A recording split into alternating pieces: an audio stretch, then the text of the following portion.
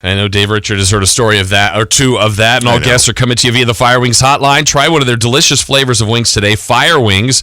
Just wing it. Wing it. Dave Richard joining us right now. Dave, let's start with what Carmichael, Dave, and I were just talking about. Are you a fan of total points deciding your fantasy leagues or head-to-head deciding who the eventual champion is? I mean, I came up in fantasy football when head-to-head was the only way, and people didn't really think about total points. But that being said, I don't have a problem with total points being used for wild card spots.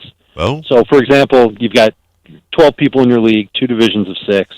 The winner of each division not only gets in the fantasy playoffs, but also a bye. And then the next 4 best teams in, based on most points scored, yeah, that's fine with me. What about, I was telling him one thing we did one year is we set it up where 10 people in the league, or no, it was 10. And everybody played everybody every week. In other words, if you had the highest points in the league that week, you went 9-0. Second highest 8-1, et cetera, et cetera. And then at the end of the year, you had this big giant cumulative roster record in the hundreds, but kind of a hybrid.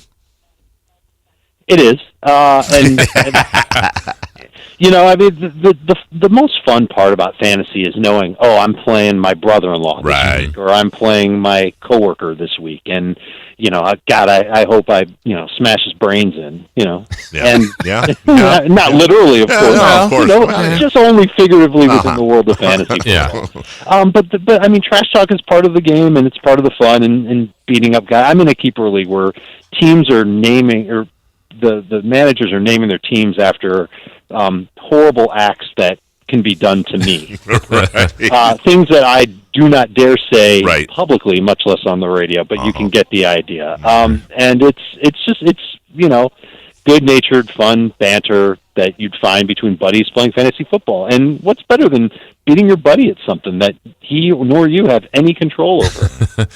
Dave, what are you telling people, or what will you tell people about Patrick Mahomes? Obviously, if he's on your team, he's your stud. He's a keeper. If you're in a keeper league, whatever the case may be, he's the guy. We don't know the overall outlook now of the injury last night, but certainly that's everybody's starting quarterback if you have him. What do you to say about Patrick Mahomes right now? There's probably 1 million people out there that are ready to donate their kneecap to him just so he can come back on the field sooner. We don't know how long he's going to be out for, but there's optimism that he's going to miss just 3 games. So you're going to put Mahomes on your bench, and you're going to stream quarterback for the next 3 weeks. Looking at Week 8, the matchups are really good for Matthew Stafford, for Josh Allen, for Jacoby Brissett. Those guys are highly owned. It's going to be hard to expect to find any one of those 3 on your waiver wire. So you might have to settle for Sam Darnold, who actually, the weeks 8 through 10, great schedule for him. And even beyond that, plenty of really good matchups that you could use in case Mahomes misses that time. If you're strictly streaming just for Week 8, Teddy Bridgewater's home against Arizona. I think that's a pretty good matchup to go with.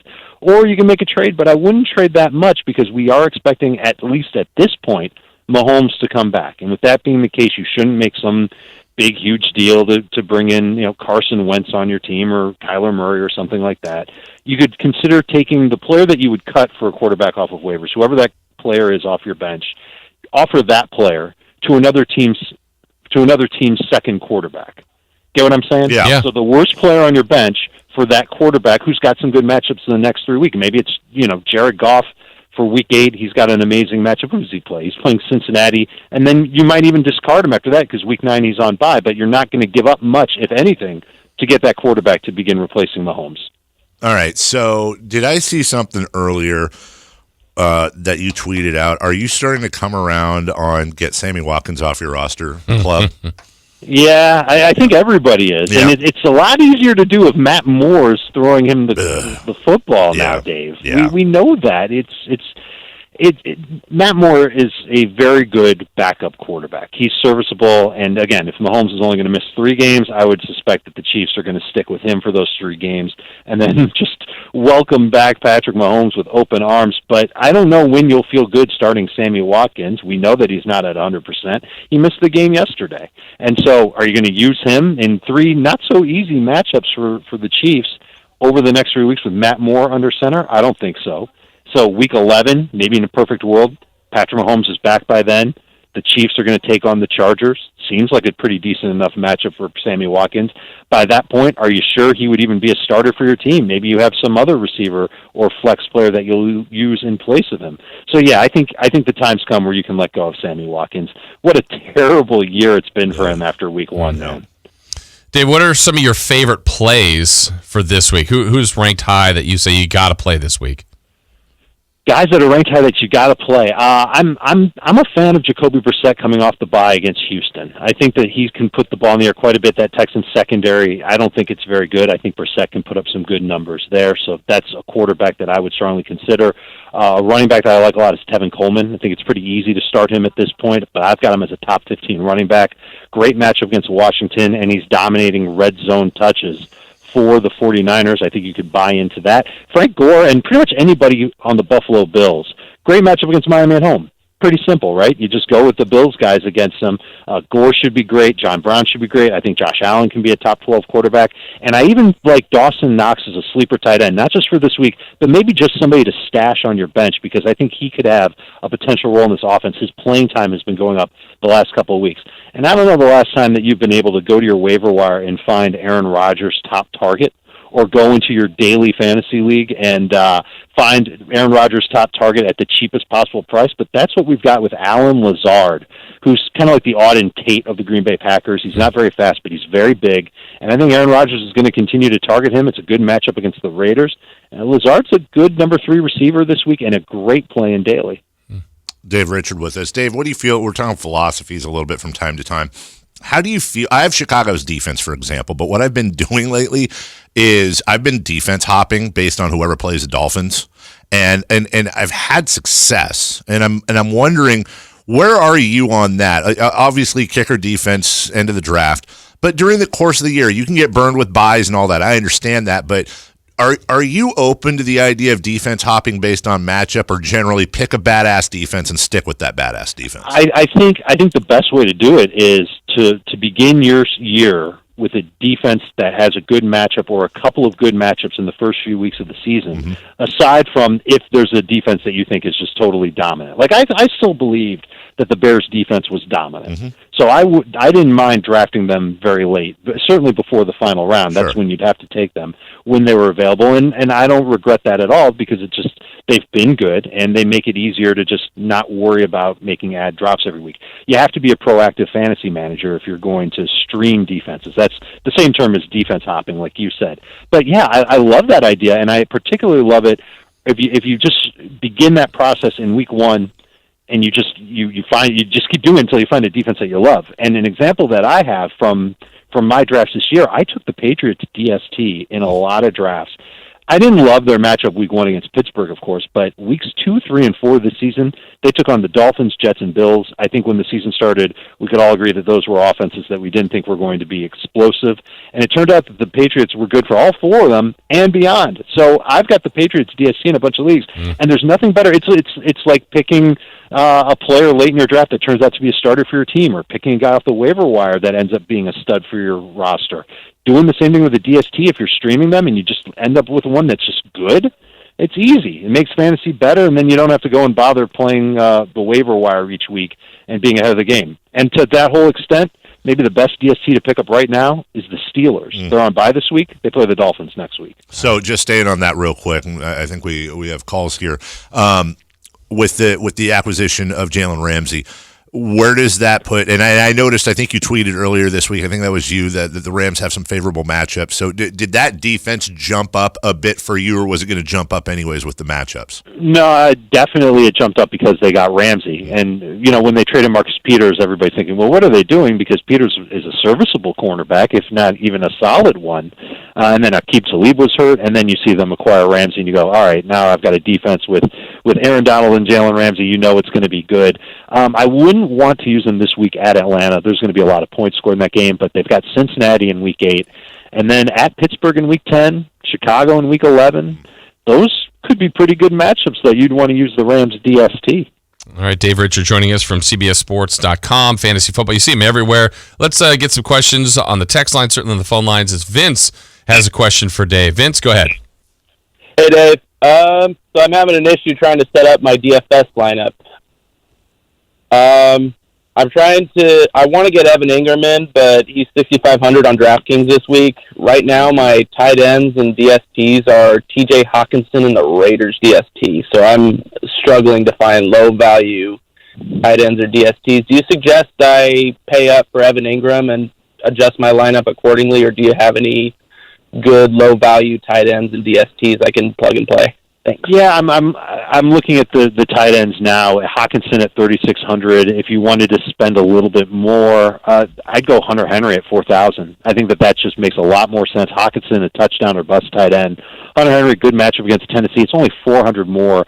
You should be able to still go cheap at defense with the Raiders if that's really what you want to do, and go with Hunter Henry there. And I think you could find some pretty good values at receiver, and that would help you bulk up at running back, because there are a lot of running backs that are worth paying for this week in daily. Talking about wide receivers as well, as we talked to Dave Richard of CBS Sports.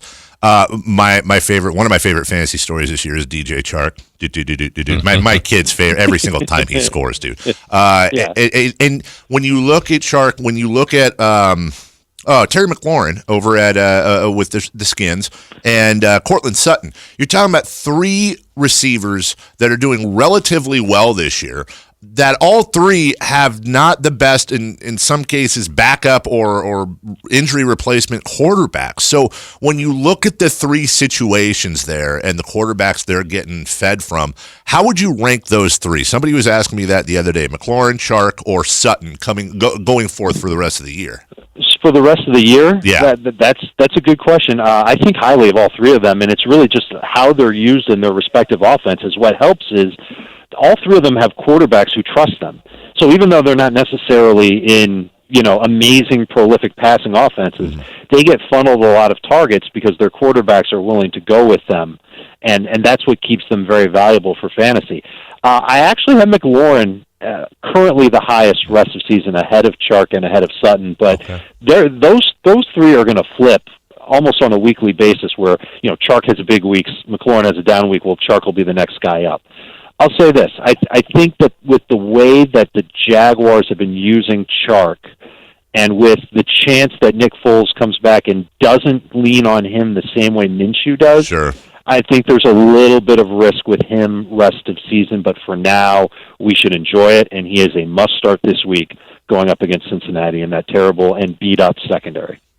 Dave, what about the backup quarterbacks that have played so well, Bridgewater and Allen? Now, I don't know if people are playing them in fantasy, but at some point, Cam apparently may be getting closer. Drew Brees will come back. What does it look like for Cam and Brees as fantasy plays when they return? I think Brees, everybody's waiting for Brees to come back, and it could be pretty soon when he does come back, and he should be fine. I don't know if he's going to be a top 5-ish type of fantasy quarterback, because remember, we were drafting him a little later than normal this year anyway, because he's pretty old and he's just not quite as effective as he used to be. But we don't know what the Saints offense could look like. We know that Alvin Kamara is beat up right now. What if he's got a high ankle sprain and is going to miss several weeks? There could be some games where Drew Brees is going to have to carry the load, and he can be good for fantasy purposes. Cam's an even bigger wild card. We know when Drew Brees comes back, he's going to be the starter. We don't know exactly when Cam's going to come back, and we think he'll be the starter when he comes back, but we're not 100% sure because the Panthers haven't lost a game with Kyle Allen yet. It's not because Kyle Allen is playing lights-out football. They're playing good football on both sides, and Christian McCaffrey just running the ball like a madman. That's a big part of it, too. If Cam is right, and if he is healthy, I would imagine the Panthers will put him back on the field no matter how Kyle Allen has done or will do. And if that's the case, you've got to trust him in fantasy as a top 12 fantasy quarterback, because last year, when he was healthy, he was averaging 26 fantasy points per game. That's what helps people win their leagues. If he's not healthy and he's not right, then maybe the Panthers will hesitate to put him on the field, and they'll be doing fantasy managers a favor. There's one more thing. Cam's out there in about half of CBS Sports leagues, and a lot of people are trying to pick him up in the wake of the Patrick Mahomes injury. You have to be careful with that, because if you've got Mahomes and you know he's going to miss 3 games, you're not sure when Cam's going to start, and if you'll feel good starting him, you need a third quarterback. A lot of people don't want to carry 2 quarterbacks, much less 3 quarterbacks on their fantasy team. It could be a tough move if you're trying to get Cam Newton and Patrick Mahomes on your fantasy roster. Dave Richard with us. I stay obsessed with wide receivers here. Just looking, 6 games through the year at some of the surprises. And I don't know that you call this a surprise. We all knew Chris Godwin was going to be good. but he in a lot of leagues is a top scoring receiver through these games. They're on a bye this weekend. First off, are you ready to say Godwin has now surpassed Mike Evans in fantasy value trade for trade, number one? And number two, is he now, despite his inconsistent quarterback in Jameis Winston, is he now for you a full-fledged wide receiver one for the remainder of the year, no issues? The answer to those questions are both yes, and I'm actually going to go back to what I talked about when we talked about Chark and McLaurin, when we talk about Chris Godwin. Jameis loves throwing to him, and it makes sense. He gets open, and he's not the number one guy, so defenses key in on Evans, certainly more so than Godwin, and Godwin's making plays. So when you've got that kind of an opportunity, and you're as talented as a receiver as Chris Godwin is, the numbers come. And he's averaging more fantasy points per game at wide receiver than any other receiver, and it's by a wide margin, Dave. He's averaging 16.8, and this is not PPR, 16.8 fantasy points per game. The next best guy, based on what I'm looking at, is Chark at 13.3. Kind of crazy that they're at the top, and guys like DeAndre Hopkins, Julio Jones, Odell Beckham, they're not near the top. Do you worry, though, that Evans is being used at all, not as a decoy, but that Godwin's taking Evans' catches because he's not getting the best guy on him, and there could be a shift as we get further in the year and things like what you said become fact with defensive schemes? Do you worry that could shift back to Evans, or are you pretty confident Godwin's going to be the guy for the rest of the year? I think if it shifts back to Evans, it'll be temporary. Okay. Because the bind that defenses will be in covering the Buccaneers receivers is, well, can you really double both? That's pretty hard to do. You know, from play to play, you can't do it. Maybe occasionally you can, but then you're leaving guys wide open, and that is dangerous business for defensive coordinators. So I think it's wise, and maybe we compliment Jameis on this, that he's reading defenses. He sees that coverage is tilted one way. He goes the other way. That's a smart thing to do. He just didn't do that in his last game against Carolina. He was throwing the ball all over the place, and he had 5 interceptions, and he's leaving fantasy managers very upset. Those who started him, at least, and even because of that game, I think people are shy to go and use him as a replacement for Patrick Mahomes for the next 3 weeks. It doesn't help that his next 2 games are on the road against pretty competent defenses, though. All right, let's go back to the phones and check in with Jeff. Jeff, you're on with Dave Richard. Go ahead, Jeff. Good morning, gentlemen. Miles Sanders or Latavius Murray, and are Dede Westbrook and Darren Waller? Well, with Westbrook and Waller, we need to make sure that they play. I think in a PPR league, I'll prefer Waller to Westbrook, but it's close. Welcome to the Waller bandwagon, by the way, Dave. I told you. Yeah. Yeah, you told me he would be good. Yes, I he heard did. that somewhere. Then let's go with Miles Sanders at running back. Or no, I'm sorry, not Miles Sanders. Let's go with Latavius Murray at running back there. I'm not expecting Alvin Kamara to play at this point. Obviously, it changes. If Alvin Kamara is active, even though it's Chicago, Latavius Murray just won't get the work. But if Latavius Murray is the only back, the primary back for the Saints, it's hard to say no to a running back that's going to get a guaranteed 15 touches, even against the Bears. And last week, he had a tough matchup against Jacksonville. He had a long catch-and-run touchdown called back. So those fresh legs could work for him, and I think the Saints will have no choice but to lean on him if Kamara's out. Where can people see, hear, and read you, Dave? So in about an hour, you know the drill, Dave. We're going to be live on Fantasy Football Today, 9 a.m. Pacific time, going over our daily predictions, guys that we like and don't like based on the values on FanDuel and DraftKings. Really looking forward to talking about this slate because there's a lot of interesting receivers at cheap prices, and it's not just the Allen Lazards of the world. There's a lot of guys out there, and we're also going to dig deep into this Patrick Mahomes injury. What does it mean for Tyreek Hill? What does it mean for Travis Kelce? What about the run game in Kansas City? Is there anybody there that can really make fantasy managers feel good? And, of course, Mahomes, do you bench him? Do you consider trading him at this point? What's the situation on him? We will cover all that, a little more than 60 minutes on Fantasy Football Today, live on CBS Sports HQ. You can download the free CBS Sports app and watch it there, or you just go to CBSSports.com and watch it on anything that gets Wi-Fi. Well, great work as always, Dave. Have a good weekend, and we look forward to talking to you next week. Same. Hopefully Mahomes is the only injury that we have to deal with. Right. Please, let's hope so. All right, thank you, Dave. See you, buddy. You got it. The Drive.